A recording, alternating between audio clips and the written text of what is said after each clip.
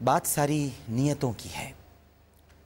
ہماری نیتیں ہی اب درست نہیں رہی ہیں، نیتوں میں فتور آ گیا ہے، کھوٹ ہے، کالک، سفیدی ختم ہو گئی ہے، کالک اس میں موجود ہے۔ ایک اللہ والے نے حضرت ابراہیم بن ادھم کو خواب میں دیکھا اور فرمایا کہ حضرت کیا حال ہے؟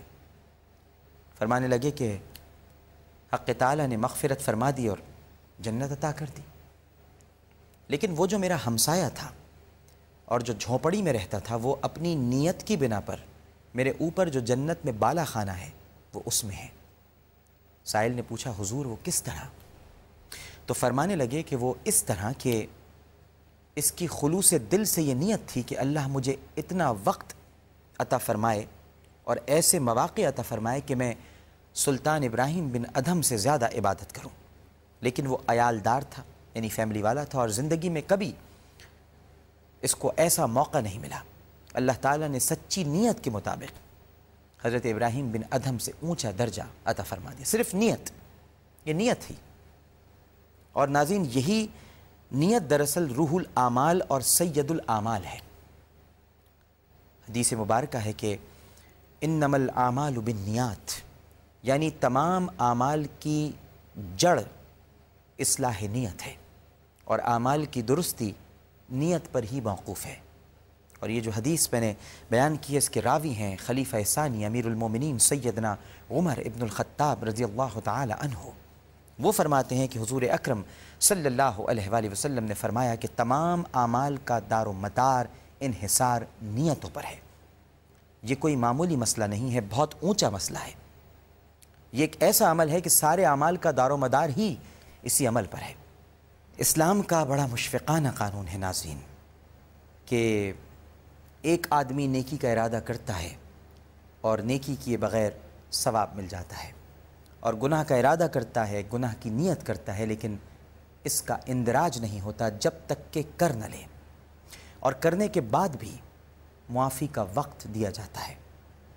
دعا فرمائیے کہ اللہ تعالی ہمیں انتہائی اخلاص اور خلوص کے ساتھ اپنی نیت کی درستی کا اہتمام نصیب فرمائے، اپنی اصلاح نیت کی خاص توفیق ہمیں عطا فرمائے۔ آج اس جانب سے بڑی کوتاہی ہو رہی ہے، ہمیں پھونک پھونک کر قدم رکھنا چاہیے۔ یاد رکھیے ناظرین کہ انسان کو اس کے کام کا بدلہ نہیں دیا جاتا بلکہ اس کی نیت کا بدلہ دیا جاتا ہے، کیا ہم اور کیا ہمارا کام۔ اسی لیے انسان ارادہ کرے کہ میں، اگر وہ ارادہ کرے کہ میں اللہ کی رضا کی خاطر 100 حج کروں گا، پھر اگر موقع نہ ملا ثواب تو مل ہی جائے گا۔ 1000 عمرے کروں گا، اس کا پختہ ارادہ ہے۔ بندے کی اس خواہش کو میرا اللہ بہت پسند کرتا ہے۔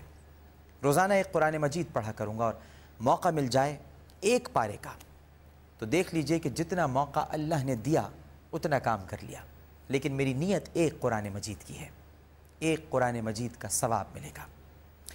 لہذا ناظرین یہی عرض کروں گا کہ نیت کو وسعت دیجئے، اسے محدود نہ رکھیے۔ اسی طرح میں 10,000 مرتبہ درود شریف روزانہ پڑھوں گا اگر یہ وعدہ کرتا ہوں، اور موقع ملا 1000 کا اور نیت ہے 10,000 کی، تو 1,000 کا ثواب تو 10 گنا ملے گا، اور اس 10,000 کا ثواب 1% مل کر رہے گا، کیونکہ نیت پر 1% ثواب لازم ہے، اور جب وہ چیز عمل میں اور ظہور میں اور وجود میں آ جاتی ہے تو ثواب ابتدا ہی سے 10 گنا زیادہ ہو جاتا ہے۔ نیت کو وسعت دیجیے۔ آپ ٹھٹڑی ہوئی سی نیت کیوں رکھتے ہیں؟ اس کا ٹھٹڑا پن دور کر دیجیے۔ یہ سید الاعمال ہے، نیت تمام اعمال کی سردار ہے، اور سردار ٹھٹڑا ہوا ہو یہ تو اچھی بات نہیں ہے۔ سردار تو بھاری بھرکم، حاوی اور سب کے اوپر غالب ہو۔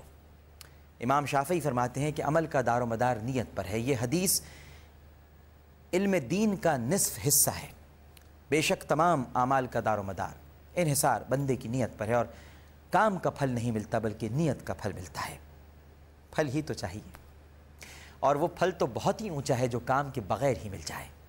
امام احمد بن حنبل فرماتے ہیں کہ اس حدیث میں اسلام کا 1/3 حصہ آ گیا ہے، پورے اسلام کا، کامل اسلام کا 1/3 حصہ آ گیا ہے۔ یہ سید الاعمال ہے۔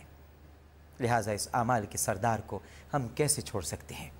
سردار کو چھوڑ کر باقی اعمال لینا چاہتے ہیں، کیسے کامیابی ہوگی؟ پہلے سردار کو تو پکڑ لیجئے کہ جو سربراہ کو پکڑے، رعیت اسی کے تابع ہے، پوری کابینہ اس کے تابع ہے۔ جس کے تعلقات صدر مملکت سے ہوں تو باقی دوسروں کے ساتھ کیسا تعلق ہوگا آپ سمجھ لیجئے۔ اور آج کل کے حالات میں تو ویسے بھی جان لیجئے، جس کا صدر سے تعلق ہے اس کا بڑا گہرا تعلق ہوتا ہے۔ تو یہ جو نیت ہے یہ بھی آپ کا صدر مملکت ہے، نیت اچھی رکھیے، اس میں فطور نہیں ہونا چاہیے، اس میں اعمال کی کالک کی آمیزش نہیں ہونی چاہیے، اس میں کہنا کچھ اور کرنا کچھ والی بات نہیں ہونی چاہیے۔ نیت اچھی ہے سب کچھ اچھا ہے، نیت خراب ہے سب کچھ خراب ہے، یہ بات بس سمجھنے کی ہے۔